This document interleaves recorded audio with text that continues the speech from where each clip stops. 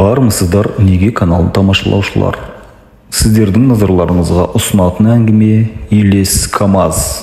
Олай болса, сіздердің тараптан лайықты түрде лайк басып, комментарий қалдырсаңыздар, нұр үстіне нұр болар еді. Ал подписаться етуді ұмытпайық. Ендеше кеттік. Ол кезде мен жаңа үйленген кезім. Қайын жұртыма алғаш рет есік ашып бармақпын. Ол кезде жеке көлігімде жоқ болатын. Содан досымның көлігімен мен, жұбайым, досым және әпкем бір көлік болып 200 шақырым жерге жолға шықтық. Досым маған лаж болса түнделетіп қайта қайтып кетейік деді. Бір жағынан қайын жұртқа бірінші рет бара жатқан соң көп отырмай кері қайту ұсынысы маған да ұнай кетті.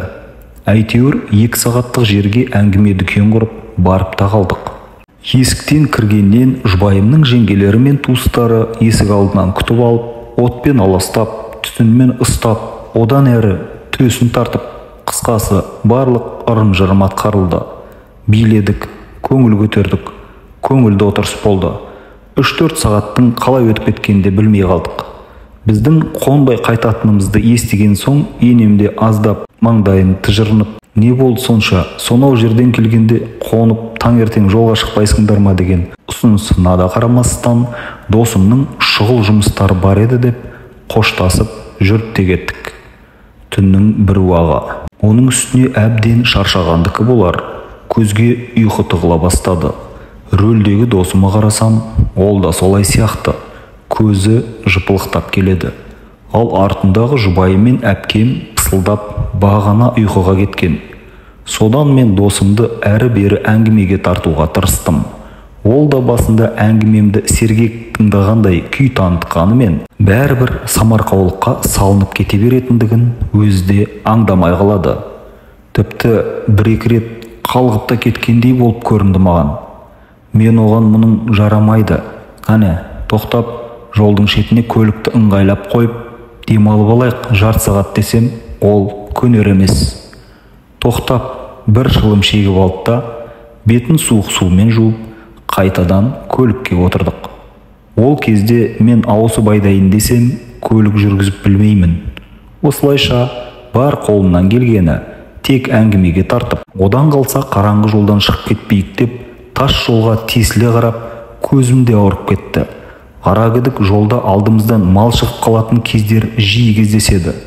Түн ішінде малдарын жолға қоя беретіндер несі деп іштей кіжініп қоямын. Осылайша алдыма тесіле қарап келе жатқан мен алдымнан шамамен 100-150 метр жерден үлкен шаланды КамАЗдың біздің жолымызды кесіп өтіп жатқандығын анық көрдім.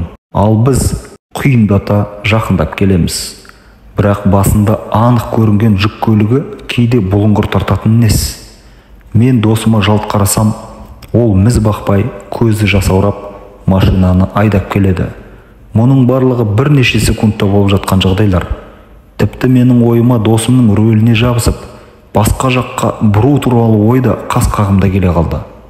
Бірақ мен ол ойымнан тез айнып, не де болса өзде көрген болар деген ой келді. Міне осындай сәтте жаңағы КамАЗ көлігі біздің алдымыздан кесіп өтіп бара жатқан жерден де өте шықтық.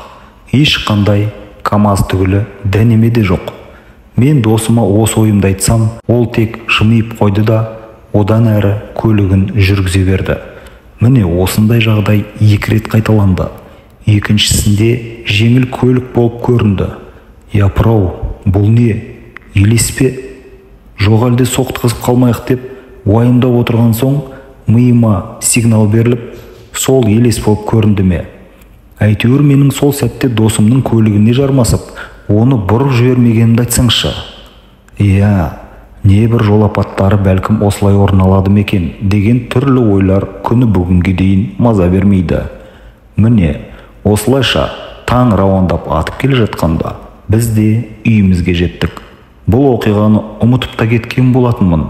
Жұмыста кабинетімде арасында қол тигенде Google'дан тылсым әңгімелерді оқитын әдетім бар еді. Сондай әңгімелердің бірінен адамдардың көзіне көрінетін елес көліктер, елес пойыздар туралы әңгімені оқығанда осы бір оқиға көз алдымнан өтіп, мүмкін сол елес көліктер бізге де ұшырасқан болар дегенді ой келді. Анығы әрине бір Аллаға аян. Достар, әңгіме ұнаса лайк басып, лайықты түрде комментарий қалдырайық. Ең бастысы подписаться кнопкасын басуды естен шығармайық.